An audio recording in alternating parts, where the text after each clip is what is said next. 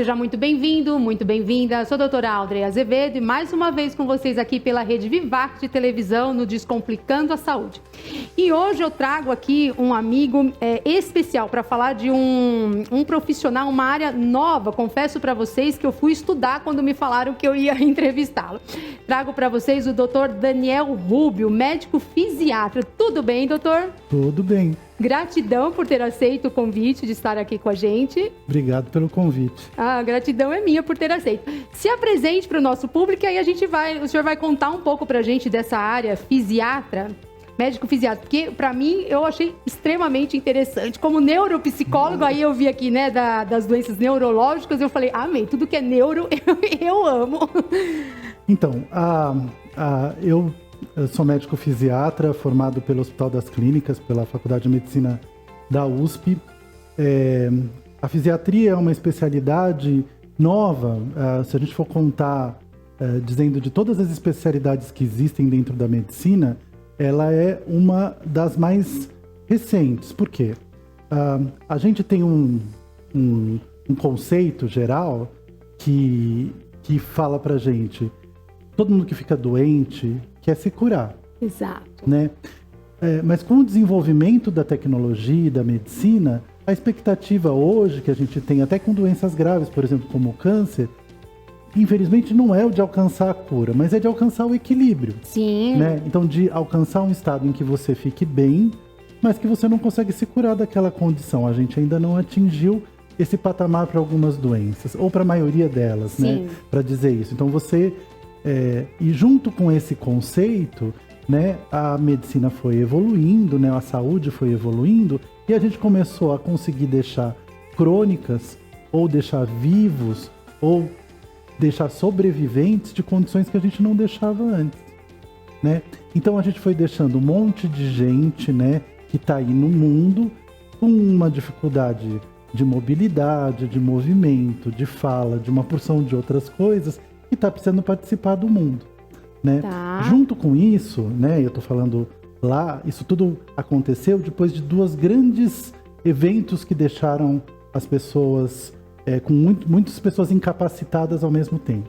Que foi a Segunda Guerra Mundial, onde eu tive um monte de gente jovem, né, veterano de guerra, que ficou com uma amputação, com uma paraplegia, com algum problema, alguma dificuldade, em consequência de ter ido para a guerra e sofrido um acidente.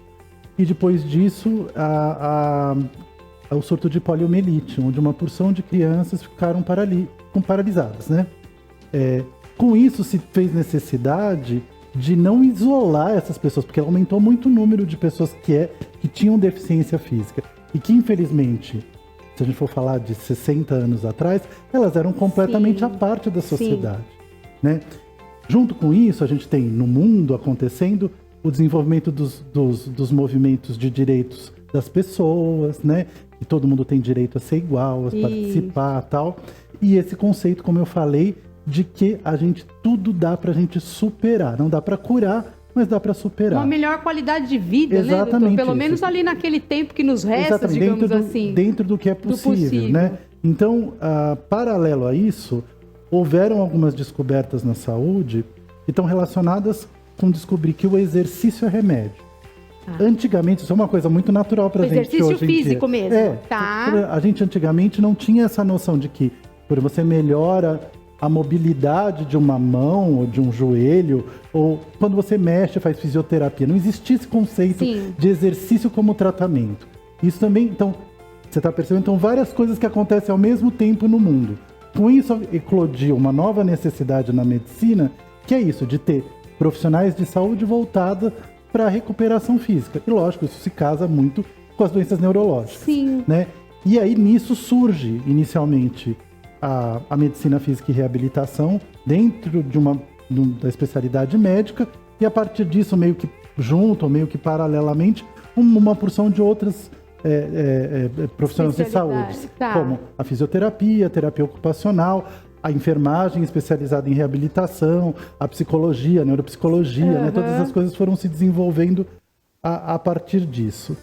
Então, podemos dizer que é fisiatria que chama? Fisiatria. Que a fisiatria, então, ela veio também junto aí com a neuro, porque a neuro é isso, é trazer aí essa junção Exatamente. entre o cérebro e o corpo físico, certo? Exatamente. Então, o difícil de definir a fisiatria, e a fisiatria tem um outro nome, né? Que também isso, através a gente chama, o nome internacional é Medicina Física e Reabilitação.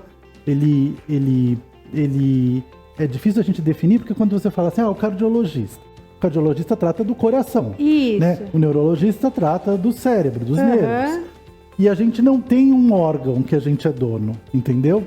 A gente cuida da função. Então, fala assim, qualquer doença que faça com que me prejudique, eu não estou conseguindo fazer a minha atividade esportiva direito, eu não estou conseguindo comer sozinho, eu não estou conseguindo andar.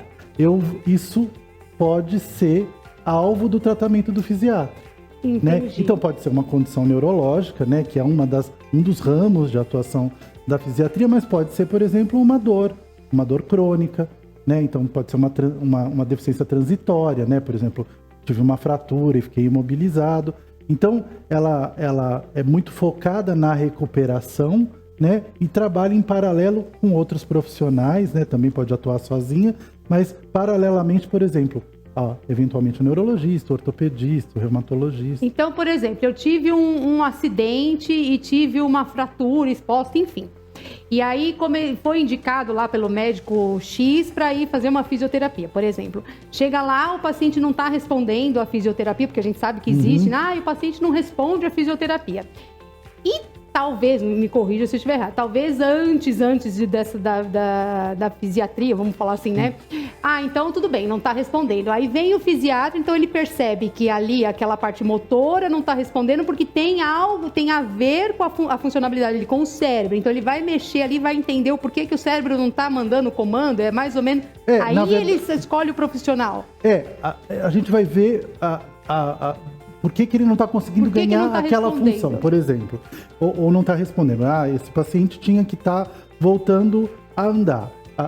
Qual que é a questão? Existem questões emocionais envolvidas? Existem questões ambientais envolvidas? A técnica ou as técnicas possíveis que são empregadas podem ser melhoradas ou modificadas? Existe um bloqueio um procedimento que precisa ser feito para melhorar o movimento e para facilitar o exercício? Então é nesse sentido.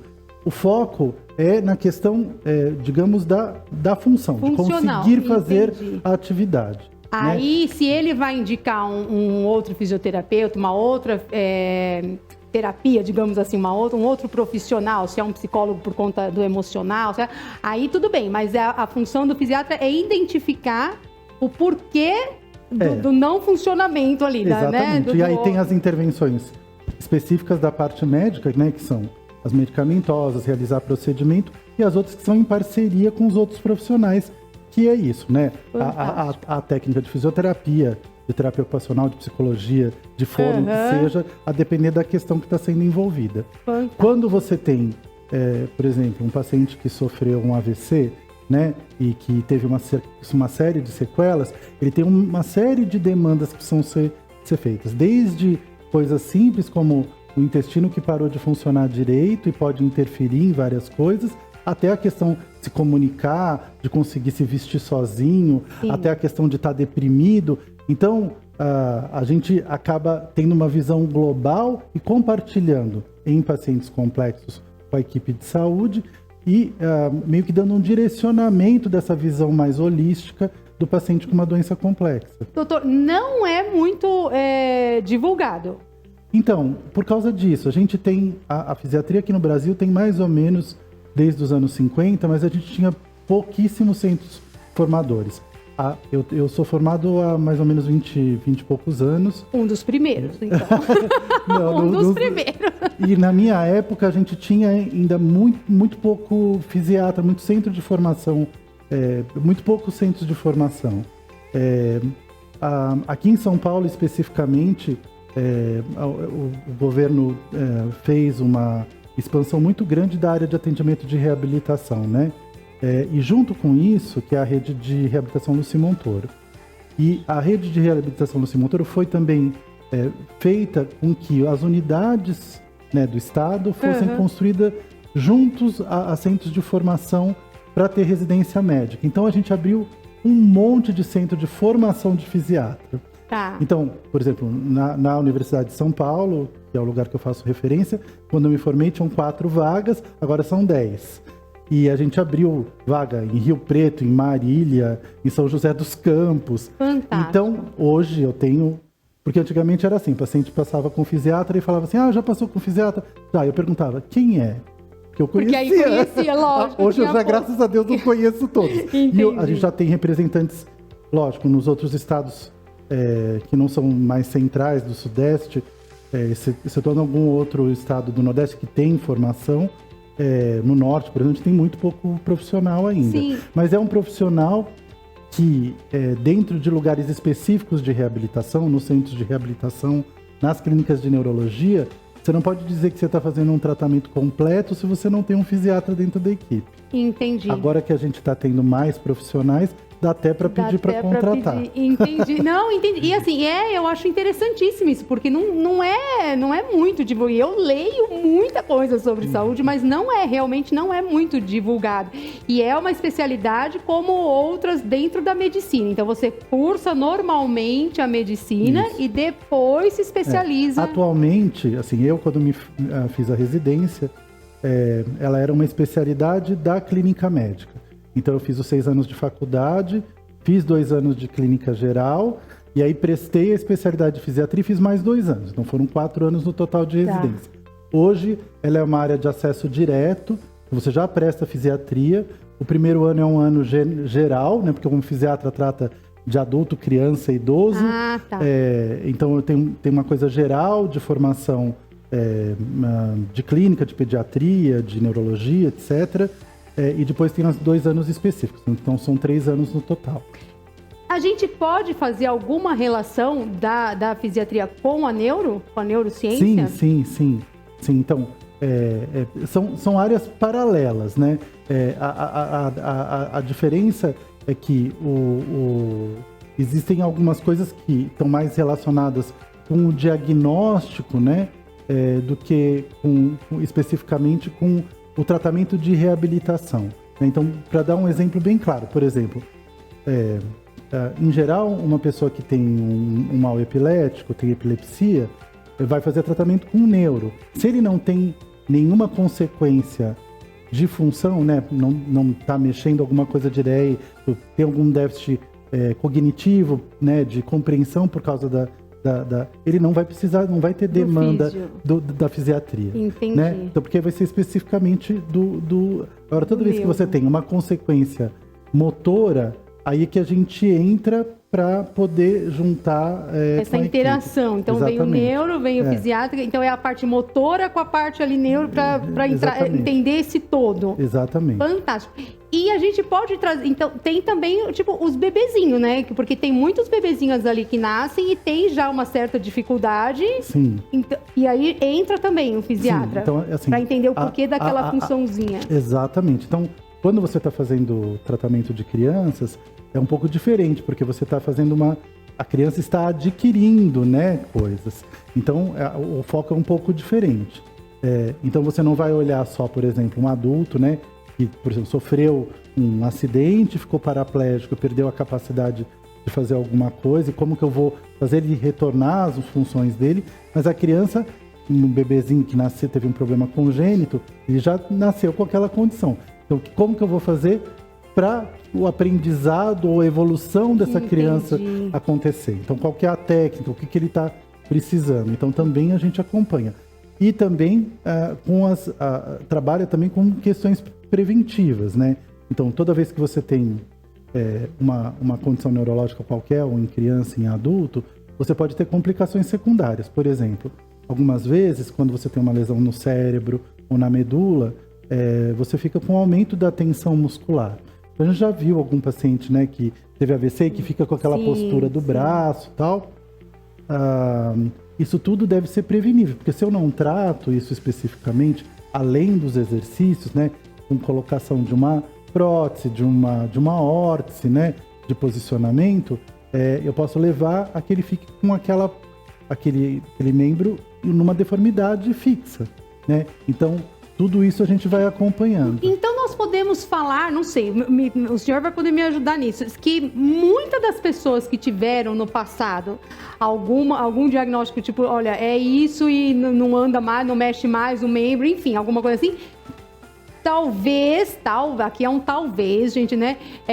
Poderia ter sido tratado se tivesse essa junção, se tivesse mais desses profissionais. Exatamente. Então, tem duas coisas, né? Hoje a gente já sabe, por exemplo, toda vez que você tem um AVC, tô falando bastante do AVC porque é uma coisa mais comum, sim, né? Mas, por exemplo, logo depois que você sofre um AVC, existe uma área que foi lesionada, né? E que muito provavelmente não vai conseguir se recuperar.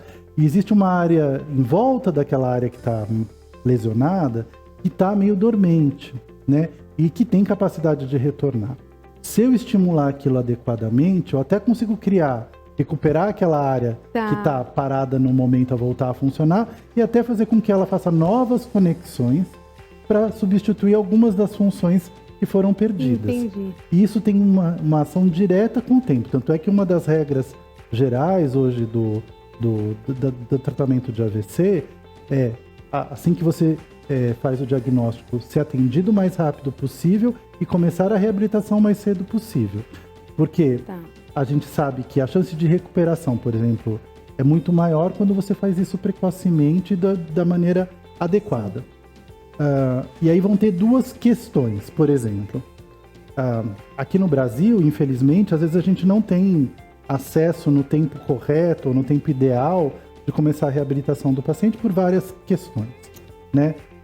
Mas aí a gente vai para os congressos internacionais e falam assim, mas como que você atende um paciente que já tem lesão há tanto tempo e ele melhora, né? Porque tem dois focos, né? Então, o foco imediato é aquilo. Eu tenho que estimular para que, por exemplo, aquele lado que está paralisado recupere algum grau de movimento, né? Então, é regenerativo, né? Só que existe um limite do tamanho da lesão, do tempo, de etc, de um monte de coisa.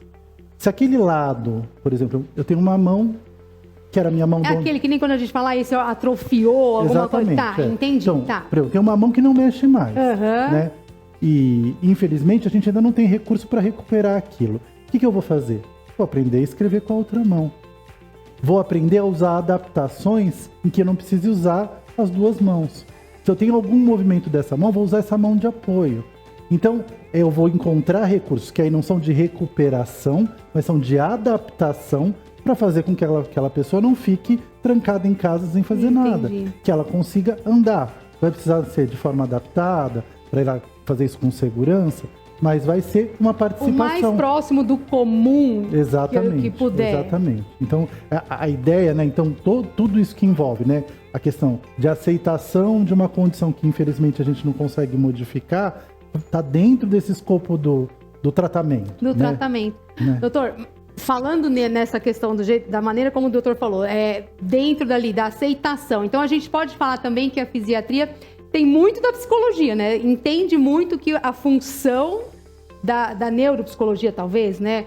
A função de determinado órgão também, né? Essa parte funcional tem muito a ver com o psicológico, com o emocional. Sim. Então, quer dizer, um dos objetivos, quando você tem um paciente com essa condição, você vai traçar um plano terapêutico, né? Que vai ter uma coisa que eu tenho que fazer agora imediatamente e vou olhar lá no futuro. Então, imediatamente, por exemplo, eu tenho que dar conta de que ele consiga fazer as coisas para ser o mais autônomo. Coisas do dia a dia. Escovar o dente, arrumar o cabelo, tomar banho, se alimentar, se vestir. E a gente sabe o quanto isso mexe com o mental da pessoa, psicológico, né? Depois disso, eu vou pro comum mais próximo. Então, dirigir um carro, usar o celular, usar o computador, andar na rua, sozinho. Ir ao mercado, exatamente. Depois, lá na frente, voltar a frequentar a sociedade, voltar a estudar, voltar a trabalhar. Exatamente. Então, quer dizer, cada coisa no seu tempo. Sim. E aí é lógico que isso tem uma dimensão emocional, existe uma dimensão neurológica, né? Porque quando você sofre uma lesão cerebral, existe predisposição, por exemplo, a ter alteração da capacidade de raciocínio, da capacidade, da predisposição a ter mais depressão, né? Então, tudo isso tem que estar visto. E aí tem sempre que a gente está falando de reabilitação de doenças complexas, é entender isso. Quer dizer, tem que ter uma pessoa que consegue estar planejando um pouco de o que é importante naquele momento, individualizar o tratamento e ter a opinião de todo mundo, né? Então, eu sempre, quando eu vou dar aula da equipe de reabilitação, a gente mostra aquela figura que tem um elefante, que tem várias pessoas cegas, né, com deficiência visual em volta, tentando explicar o que elas estão palpando ali. E é isso, se eles não conversarem entre eles não vão ver o todo. Então esse é o melhor jeito das pessoas entenderem o que é reabilitação. Entendi. Você vai ter uma visão como psicóloga muito aprofundada de um aspecto, né? E você vai me ajudar a traçar, ou a equipe toda, a traçar. Falar, olha, esse paciente funciona desse jeito, a família dele é desse jeito, a expectativa dele. E vai ajudar a saber como que eu vou fazer. Esse paciente está engajado naquele tratamento, esperar o tempo neurológico, que é um tempo que não é o tempo que o paciente quer, às vezes, né? E do que não for possível recuperar, o que eu quero fazer da aceitação. Então, lógico, tem muita dimensão, quer dizer, a gente não consegue fazer isso sem o suporte da parte emocional, mas que está um pouquinho, muito especificamente ligado com a atuação do especialista, mas que está indiretamente ligado à atuação de várias outras coisas, né? Mas a gente pode também falar assim, gente, não sei, a minha visão como neuropsicólogo, assim, a maioria dos médicos precisavam fazer uma especialização, ou não sei, um curso, alguma coisa desse. Na verdade, olha... Porque é fantástico essa visão desse todo, né, doutor? Então, por isso é que, assim, inicialmente a gente começou a atender, né, há muitos anos atrás, quando surgiu, né, a fisiatria, os conceitos modernos de reabilitação, ele foi ligado a grandes incapacidades, né? E hoje também a gente já trata de pacientes com dor crônica, porque é exatamente isso, por exemplo, não tem nada a ver com uma doença neurológica, mas, por exemplo, um paciente que tem a fibromialgia, que é uma dor generalizada, incapacitante, que não vai embora, que tem que tratar com remédio, com psicoterapia, com atividade física, entendeu? Tudo que é muito complexo, você precisa mudar o jeito da pessoa viver, o jeito dela encarar a doença. Então isso tem uma visão global. Então, por exemplo, um psiquiatra também faz reabilitação. Então, uma pessoa que tem esquizofrenia, que é uma alteração do jeito de perceber o mundo, uma criança que tem um transtorno do espectro autista, também vai passar por um processo de reabilitação. Às vezes não motora, né? Sim. Mas você entende? Então, exatamente, essa percepção que você tem é exata. Na verdade, isso dá pra gente transformar para várias outras condições. Sim. A gente acaba ficando, a fisiatria, né, mais condicionada às questões relacionadas às dificuldades motoras, né? Mas o conceito de reabilitar é abrangente para várias outras condições clínicas. Tanto que o doutor iniciou falando que ela veio aí por conta da segunda vez, onde a gente teve mais o famoso TEPT, né? Que é o transtorno, né? Do estresse pós-traumático, onde a gente teve tantos e dos veteranos da guerra, e veio junto, eu acredito, então, para ver esse todo, para entender e recolocá-lo no mundo novamente, o quanto possível. E você vê que é engraçado, que hoje é uma coisa que é corriqueira, né, que a gente fala, o conceito de qualidade de vida começou a existir a partir desse entendimento, né? Sim. Quer dizer, é isso, quer dizer, o que é ser saudável é uma coisa que pode ser individualizada, né? Sim. Existem regras gerais, né? Mas assim... E como diz a ONU, né? Não é a ausência de doença que traz, que identifica, significa igual à saúde. Não tem nada a ver. Então, né? A gente tem que dizer que a qualidade de vida é esse conceito. Então, não basta eu estar sem doença, porque isso às vezes não vai ser possível, né? Mas eu tenho que ter uma condição controlada e, apesar disso, viver com qualidade. Então, a professora Lina Mara, que talvez é a pessoa mais importante, a Lina Mara Batistella, da fisiatria no Brasil, ela fala, né, que a fisiatria foi quem inventou a qualidade de vida. Depois disso, que as pessoas começaram a falar. Doutora, não a conheço, mas já virei fã. Porque é isso mesmo. É basicamente como um todo, né, doutor? E aí traz essa... E a gente aí nos remete lá, aquele médico lá né? Nos primórdios, lá, onde o médico era o médico, né? Não tinha essa repartição aí por partes, né? Não olhava assim o ser humano como partes, né? Então, a gente acaba... E isso tudo tem as fases, né? Então, é lógico, por exemplo, uma pessoa que teve AVC... Normalmente ele tem algumas condições clínicas que predispõem a isso, né? Sim. Às vezes tem um diabetes que não foi bem controlado, hipertensão e tal. Então a gente vai precisar do suporte do clínico, dessas coisas todas. Mas em diferentes fases, você vai ter vários outros atores. E isso é uma outra coisa que a gente sempre tem na discussão, né? Do generalista e do especialista.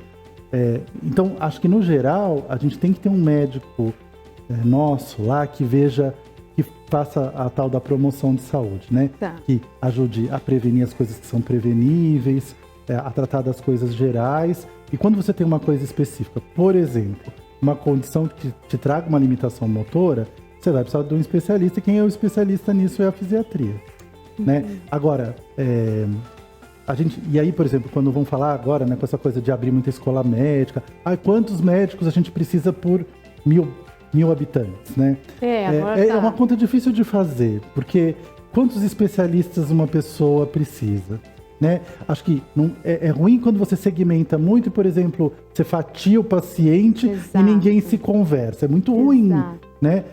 Então, o equilíbrio dessas duas coisas, de ter uma pessoa que veja tudo, assim, mais no geral, e eventualmente precise da opinião de uma coisa mais aprofundada quando eu tenho uma coisa mais específica, o equilíbrio dessas duas coisas é que vai trazer saúde pra gente. Sim.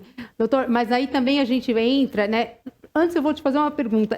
Tem essa especialidade no SUS, por exemplo? A gente encontra? Já encontra? Eu trabalho no SUS também. Ótimo. Não, porque para a gente entender o nosso pessoal do caso, podemos já... Não que a gente peça, não, são eles que indicam quando é necessário ir para o fisiatra. Não somos nós que falamos assim, Por exemplo, eu em casa não consigo falar assim, minha filha precisa, eu vou marcar uma consulta com o fisiatra. Não, Normalmente, por exemplo, então vamos imaginar...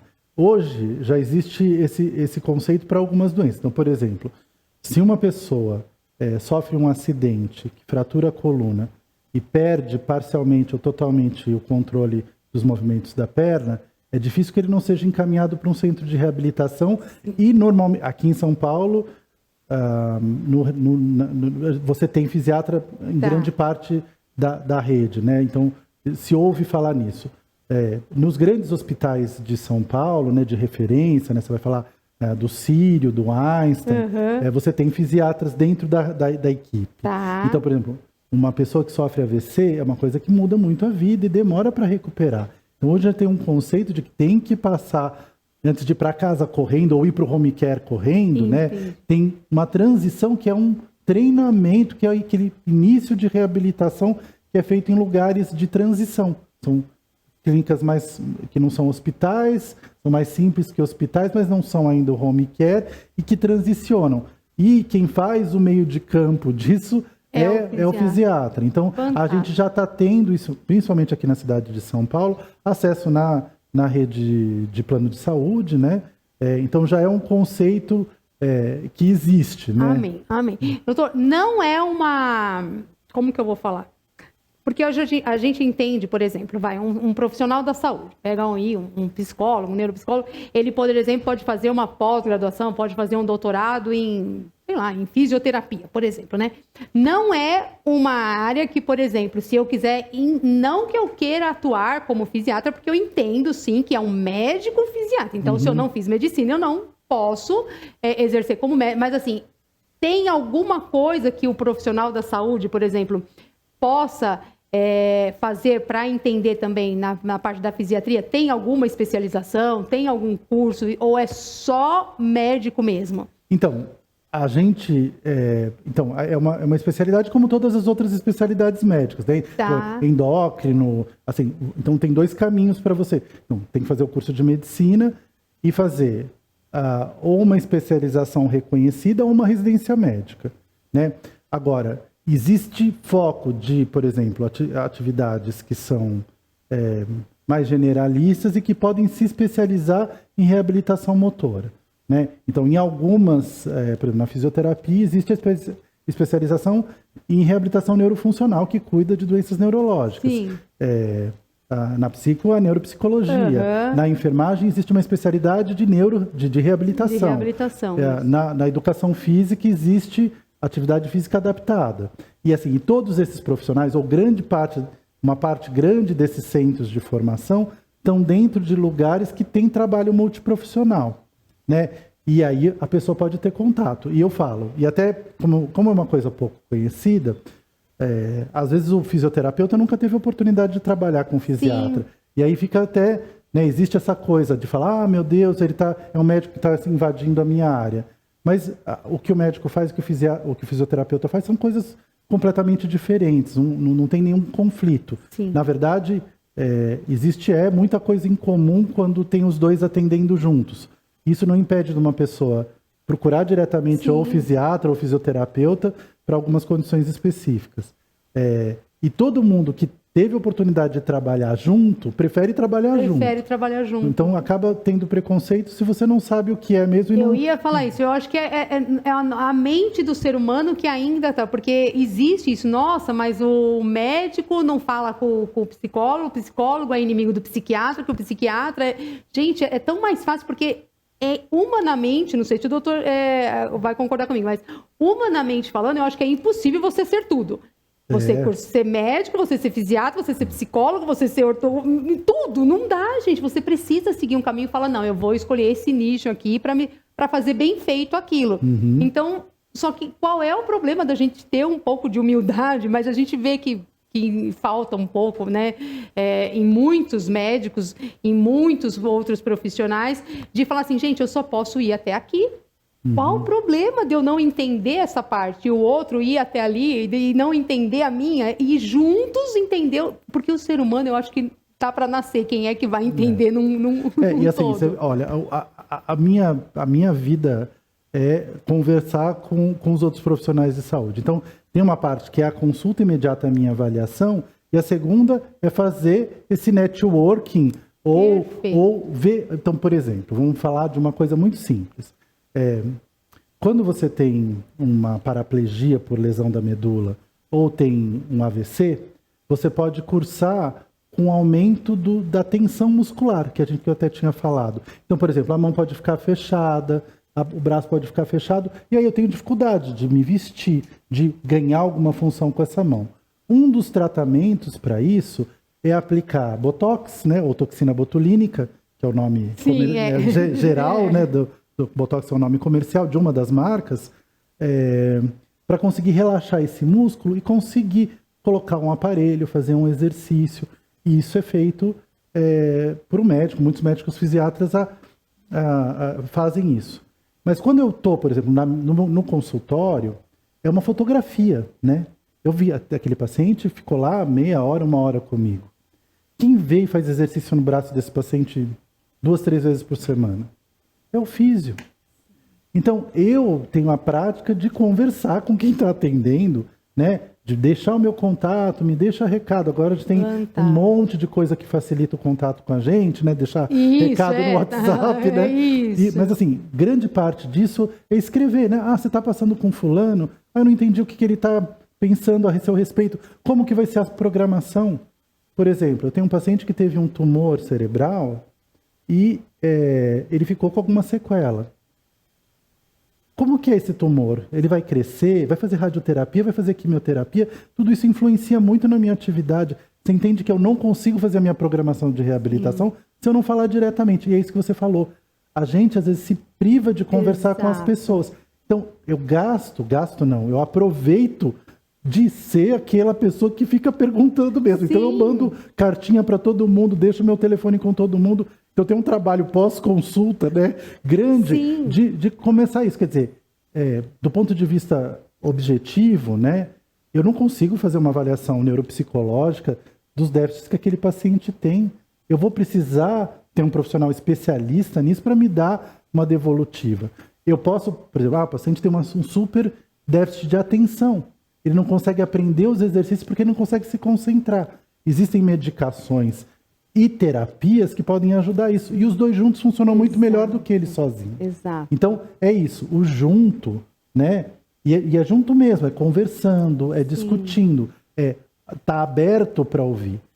E eu puxo a sardinha, né, para minha brasa, porque assim, a gente tem essa formação de dividir, de repartir as coisas sempre. Então, a gente acompanha os pacientes e faz reuniões multiprofissionais, e que é uma outra coisa que é incomum. Às vezes a gente fala atendimento multiprofissional, e é cada um no seu quadrado, ninguém aceita palpite. Exatamente. Isso não é o melhor dos mundos para o paciente. Exatamente. O melhor é quando a gente troca, quando a gente aprende e quando a gente sabe falar a linguagem do outro. É verdade. Eu mesmo, doutor, recebo pacientes no consultório, por exemplo.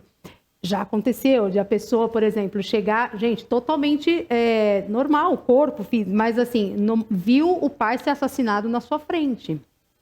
A pessoa, 1 ano sem falar. A pessoa tem algum problema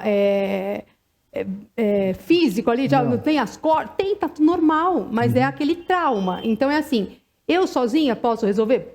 Talvez, demoraria muito mais. Então, aí, com essa especialidade, então você fala assim, peraí, vamos trazer um fono, vamos trazer um físio, então assim, vamos junto, olha, tem esse trauma aqui, mas e se junto, a gente vem, você faz essa parte, você faz essa parte, por que demorar 1 ano, 2, 3, 5, que quando se trata do ser humano não tem como, né, se identificar em um prazo.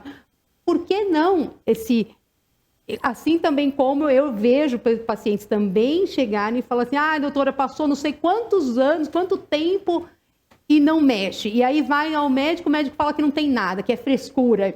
E aí quando a gente vai ver, gente, não é, o emocional dele tá lá embaixo. Ele tá congelado naquele episódio. Então não é uma frescura, mas se talvez, aqui é um talvez, não falando de ninguém, o médico que olhou lá atrás, tivesse visto, tivesse chamado essa consciência dessa equipe, olha, olhamos, vimos, não tem nada. E se de repente colocá-lo para falar com um psicólogo, um neuro, vamos tentar um diagnóstico, vamos tentar, né, um outro tipo de diagnóstico mesmo, para de repente entender mais, trazer a família. Exatamente. É isso, é o todo, gente, a família faz toda. Como que era antes? Como que é agora? O que aconteceu antes disso? No caso desse, especialmente, que chegou até mim 14 meses sem falar, né? Um garoto de 17 anos sem falar. Tá, mas me perguntaram como que ele era antes. Minha pergunta foi isso, mas como que... nunca ninguém fez essa pergunta. Gente, né? Quando foi a última vez que você ouviu a voz dele, né? E tem. Era uma coisa emocional. E tem isso, né? Quer dizer, acho que tem 2 coisas que a gente tem que ver, mas eu brinco que assim, a fisiatria é sempre a gente recebe muita gente que passou em muito lugar, e aí depois que descobriu que a fisiatria existia, foi para lá, né? Então, a gente é mais de perguntar por que não do que falar não. Entendeu? Exatamente. Então, assim, de tentar ver possibilidades. Isso não quer dizer que tem uma cura milagrosa, mas é assim, é de ver possibilidades. De ver possibilidades. Então, hoje a gente olha, por exemplo, a tecnologia e fala, nossa, quanta coisa legal que pode surgir para essas pessoas que têm dificuldades, né? Quanto eu posso elaborar o tipo de estímulo que eu estou fazendo para o paciente se eu usar a tecnologia. Né? Não vai mudar o meu conceito sobre aquilo, mas vai mudar o jeito de fazer, às vezes de um jeito mais interessante. Né? Em criança isso é muito claro, né? Não adianta você querer botar a criança para falar assim, olha, você vai esticar a perna 10 vezes, depois para um lado, depois para o outro. Não adianta, você faz isso dentro de um contexto de brincadeira, não é? E a mesma coisa em menor grau ou com graus diferentes, também a pessoa tem que ver sentido naquilo que ela está fazendo. Exatamente. Senão ela se não engaja. Se você não tiver engajamento no tratamento, você não melhora. E quantos, né, doutora, a gente vê quantos pacientes, principalmente aí, que estão ali na cama e você fala, poxa, a pessoa está depressiva.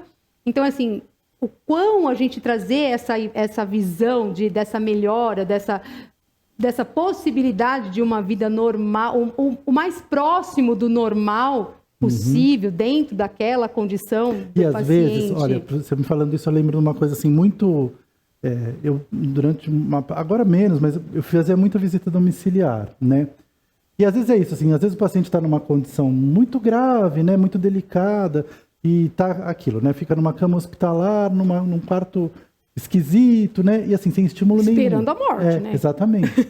E aí eu cheguei na casa de uma pessoa, e era uma mulher, assim, muito dedicada, muito simpática, tal, e era um paciente que aí a casa dele até uma casa super simpática, tal, e ele ficava numa poltronona, assim, confortável. Eu falei, mas o que ele fica? Ele fica a maior parte do tempo aqui. Mas o que ele faz? Às vezes ele assiste a TV, às vezes... Aí eu olhei, a poltrona estava bem longe, a TV era uma TV pequena que ficava do outro lado. Aí eu olhei e falei, eu não enxergo a TV de onde ele está. E aqui é muito claro, você vê que tem um reflexo. Sabe, bobagem. Às vezes nem enxergar o que está fazendo. Exatamente. E ele usava óculos, não punha óculos nele, mas sabe umas bobagens, assim? E esse paciente... E o emocional vai falando, tô morrendo, tô piorando. Então, assim, tipo, ele ficava lá e não interagia com ninguém, porque, tipo, acho que todo mundo vem aqui e mexe comigo, mas ninguém faz nada que... Exato. Então é isso. E era um paciente que estava recebendo terapias, mas, sabe, não tinha essa coisa assim, olha, gente... Vamos sentar ele, vamos pôr ele em outro lugar, vamos aproximar a TV, vamos melhorar a iluminação, Exato. Vamos pôr o óculos...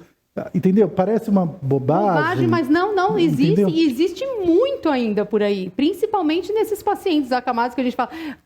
O tal dos cuidados paliativos, né? Gente, a pessoa quando fala assim, sai do hospital, tem alta com esse tal do cuidado paliativo, a pessoa já começa a procurar onde que vai enterrar. E às vezes a pessoa vive mais do que a gente, mas só por falar do tal do cuidado paliativo... Então, mas aí que tá. E hoje, mesmo os cuidados paliativos, que é uma das áreas também que a fisiatria eventualmente atua, a gente tem os cuidados que são terminais, né, por exemplo, de uma doença incurável que está na fase final de vida, onde você vai promover conforto, e aí outros objetivos. Isso não quer dizer que a pessoa vai ficar lá largada, né? Então, e também não é uma condenação. Você tem condições crônicas que são cuidados paliativos, que quer dizer, paliativo quer dizer, não tem cura, mas eu vou melhorar o que ela Mas também não tem prazo, né? Não tem prazo, não exatamente. Tem cura, mas não tem prazo. Mas a gente já sai de lá com o diagnóstico, vai morrer em um mês. Então isso é uma coisa que é um conceito que a gente tem que evoluir. E outra coisa que acho que é mais do que isso ainda, a gente até porque a medicina sempre foi muito paternalista, muito impositiva, né? E que hoje está mudando. Que é de saber o que você quer da sua vida também, né? Até onde você quer ir, o quanto de intervenção você quer. Porque às vezes eu quero que ele volte a trabalhar e ele odiava o trabalho. Exato. Então, assim, na verdade, quando a gente fala disso, a gente fala assim, eu tenho que fazer que você seja produtivo. Que você faça uma coisa, eu não quero que você fique em casa o dia inteiro sem fazer nada. Ou, né? Então, é isso, quer dizer, você tem que pôr na dimensão de cada um, de como é, e assim, e saber até onde eles querem ir. Exato. Né? O doutor falou isso, eu lembrei. Eu tive um paciente, na verdade, o meu paciente era e a mãe dele estava internada. E passa-se 1 mês, 2 meses, e ele chegou até mim para se recuperar da dor ali de ver a mãe naquele sentido, vai morrer, eu já estava depressivo por ver a mãe internada e que não tinha jeito, não ia sair. E passa-se 1 mês, passa 2 meses, passa 3 meses, e essa mãe no hospital. Aí, um belo de um dia, eu falei, sabe quando te dá aqueles estalos que a gente não sabe de onde vem aquela intuição, né? Eu falei assim, será que eu não poderia falar com essa mãe? Vamos lá falar com essa mãe. E falei uma vez, na terceira vez que eu fui ao hospital para falar com essa mãezinha, gente, a nora dela, até então, a esposa do meu paciente, batia na senhora. Nossa. Essa senhora não ia querer sair do hospital nunca. Então, cada vez que falavam para ela que ela estava apta para sair, ela mesma fazia algo nela mesma. Então, ela entrava em choque, era o emocional dela. Por quê? E aí é onde tudo acontecia, né? Era pressão, era batimento cardíaco, tudo acontecia. Não, vamos deixar mais um pouco aqui. E eu comecei a conversar. Gente, foi só ter a ideia de levá-la para casa do outro filho. Ainda eu brinco e falo assim, véia, você já pode ir. E a véia saiu em 2 dias do hospital, teve alta. Mas por quê? É exatamente o que o doutor falou. Às vezes quer trabalhar, eu quero que ele volte a trabalhar, mas ele odiava. Eu quero que ele tenha alta para voltar para casa. Ela não ia ter alta, ela preferia morrer, ficar no hospital, porque a nora, gente, batia nela. E como tinha uma dependência, enfim, que eu não entrei muito a fundo, mas assim, não contava, talvez, enfim, a gente sabe que existe isso, né? Não acredita, a pessoa conta, mas a outra parte não acredita que isso acontece, enfim. Mas eu sei que assim, foi algumas conversas e eu falei, vocês já tentaram falar para ela? Mas assim, sutilmente, porque imagina a minha situação falando isso dentro do hospital, depois de quase 120 dias a mulher internada. Aí eu falei, vocês já tentaram propor para ela que ela pode ter a possibilidade dela ir para um outro lugar? Ai, não. Eu falei, e se a gente falasse, né? E a gente começou ali naquela conversa. A véia, eu brinco com a véia, porque virou assim, depois de um tempo, né? E começou a comer, começou a se alimentar, não precisou mais, sabe? Gente, e foi. Aí já o intestino já começou a funcionar. Então, era só ter conversado, era só ter... Isso é gente, a gente fala assim, isso é um exemplo, né, doutor? Mas exatamente esse todo. E eu acho que uma outra coisa que a gente tem que entender é que, assim, a gente...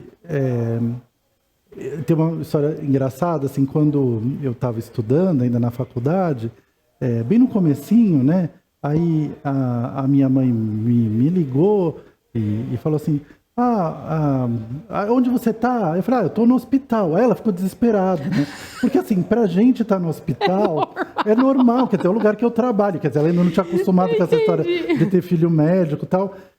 Então é isso, a gente está acostumado a lidar com as... Então pra gente é uma coisa corriqueira. Agora, a doença é um evento na vida dela, é um pedacinho da vida dela. E a gente tem que fazer isso, né? A vida é uma coisa, né? A saúde é uma coisa de permitir que ela viva. A gente às vezes fica querendo, sabe? E tem coisas que são da decisão da pessoa. E é isso. Então, acho que com a evolução dos tempos e da sociedade, a gente está...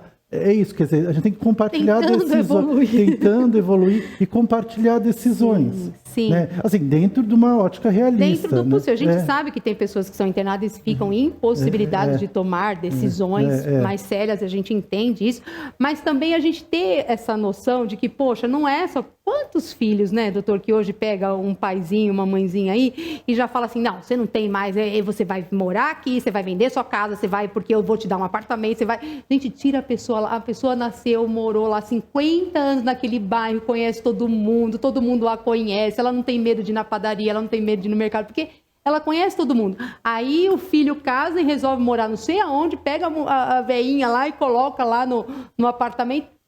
Ela fica deprimida. Ai, não sei por quê. Lá, aqui no Hospital das Clínicas, que é um dos lugares que eu trabalho, atende paciente do SUS, né? Às vezes paciente carente e tudo. Então, eu atendo aqui pacientes que sofreram lesão na medula. Então, sofreram um acidente de trânsito, ou uma queda, por exemplo, fraturaram a coluna e perderam, por exemplo, a capacidade de movimentar as pernas. Ficaram com uma paraplegia. Isso muda a vida da pessoa, né? Total. Ela vai ter que se deslocar de cadeira de rodas, ela vai ter que fazer tratamento por um longo período, ela vai precisar de uma pessoa para depender de alguém. Então, a gente faz um trabalho lá que é multiprofissional, né? Não é encabeçado pela fisiatria, mas tem um monte de gente que participa e a gente faz reunião de equipe. E é isso, a reunião com a família. Vem, olha, o negócio é o seguinte, ele vai ficar assim por tanto tempo, eu não sei por quanto tempo, se vai recuperar ou não. Ele precisa ir para casa. Ele precisa ter um lugar para tomar banho, porque... Assim, tem alguém? Exatamente. E coisas muito simples, por exemplo, na minha casa, o banheiro lá do meu quarto, não cabe uma cadeira de banho. Sabe, assim, coisas que a gente não pensa. Exato. Então, essa dimensão de falar assim, para onde ele vai, para onde ele está indo, dessa linha do cuidado, é uma coisa que tem a ver com a reabilitação, mas tem um pouco a ver com todo mundo, né? Com todo mundo e com o psicológico, né, doutor? Porque a pessoa, às vezes, gente, ela sofreu lá uma lesão, ela não tá andando, ela não tá se movimentando, mas a cabeça tá normal. E aí os familiares ficam assim, nossa, mas só eu cuido, nossa, mas por que sobrou para mim? Então, como se a pessoa não tivesse mais ouvido, né, doutor? Exatamente. Quer dizer, o preparo de eleger quem que é a melhor pessoa, então acontece, né? Esses dias mesmo, existia um conflito de casal, né? E o paciente não queria voltar para casa dele de jeito nenhum, né? Aí a gente, em reunião, decidiu, né? Mas era um trabalho com todo mundo, de eleger quem vai ser a pessoa que vai ser o cuidador naquele momento. Mas aí trata, conversa ali com todo mundo. E quando você vai para o privado, são outras casas, outros problemas, mas todos muito parecidos. Porque quando acontece isso, impacta no equilíbrio da família. E eu vou te falar que muitas das vezes os menos favorecidos financeiramente é mais fácil de lidar com os mais favorecidos, né, doutor? Mas isso é uma coisa que a gente tem que ter dimensão. Então, quer dizer, olhar o que está em volta, além da questão da fraturou a coluna, mas, poxa, tem um monte de coisa em volta. Sim. E não dá para a gente se atrever, como você já falou, a querer olhar isso sozinho. Exato. Mas às vezes precisa de alguém que consiga olhar. Mas para isso tem que ter a humildade, né, doutor? Para a gente enxergar isso e admitir que sozinho não somos nada, né? E juntos a gente consegue levar qualidade, sim. Para uma pessoa que já não via talvez mais luz, mais esperança. Doutor, eu passaria horas, já está super mega convidado a voltar, e me convide nesses grupos onde chama a família, que eu vou amar assistir um dia aí um treinamento com a família, porque eu acho isso fantástico quando a gente essa interação de profissionais, de vários profissionais da saúde, mais a família, essa rede de apoio, eu acho fantástico, né? Mas assim, sinta-se, por favor, convidado a retornar, traga outros temas, porque é uma área que não é tão divulgada e que não só por isso, mas por isso também essa interação, essa globalização, né, enxergar realmente o ser humano como um todo, não só ele. Essa rede de apoio entre profissionais, o ser humano, família, essa rede de apoio num total, enxergá-lo ali não como um braço, como uma perna, como um cérebro, mas ele num todo. Eu acho isso fantástico. Gratidão pela conversa, eu amei, aprendi muito. Eu já imaginava, mas não achei que ia ser tão bom. Obrigado. Então, por favor, sinta-se convidado a voltar. Obrigado. Gratidão, de verdade. E você que nos assiste, procure o doutor lá nas redes sociais da Rede Vivax de televisão. Procure, tente saber mais, mande as suas perguntas, as suas dúvidas. Se o doutor não responder, manda para a doutora Alda, tenta responder com o auxílio dele, a Rede Vivax vai. Mas assim, vamos nos unir. Ninguém sozinho. A gente não nasceu, né, doutor? O ser humano não nasceu para viver sozinho. Ele nasceu para viver em sociedade. E a sociedade é isso, né? Não é só o sangue. Somos nós, é a sua rede. A gente já nasce procurando uma rede de apoio, né? A criança já nasce ali procurando aquela. Né? É diferente do animalzinho que, se ele nascer, ele caminha, né, doutora? O ser humano é 100% dependente do outro quando nasce. E assim a gente continua. Não dependência emocional, é diferente, mas dependência ali no sentido dessa rede de apoio. Nós não estamos falando de dependência emocional, essa não é boa, né, doutor? Essa não é legal, essa daí te paralisa. Mas essa dependência de estarmos, de entendermos, de sabermos que sozinho a gente pode até chegar, mas o caminho é muito mais penoso, né, doutor? Vamos no mais prático, vamos no mais leve, digamos, não mais prático, mais leve. Eu acredito também que pós-pandemia teve muito mais trabalho para o fisiatra, não teve, não? Foi um dos grandes booms da especialidade. Foi agora, o terceiro boom, acho que é depois do Covid. Ah, então, o senhor aceita voltar para falarmos sobre isso? Então, já estou aqui convidando ele a voltar para falar dessa área pós-pandemia. Tá bom. Gratidão, de verdade. Obrigado. Gratidão a você que nos assiste.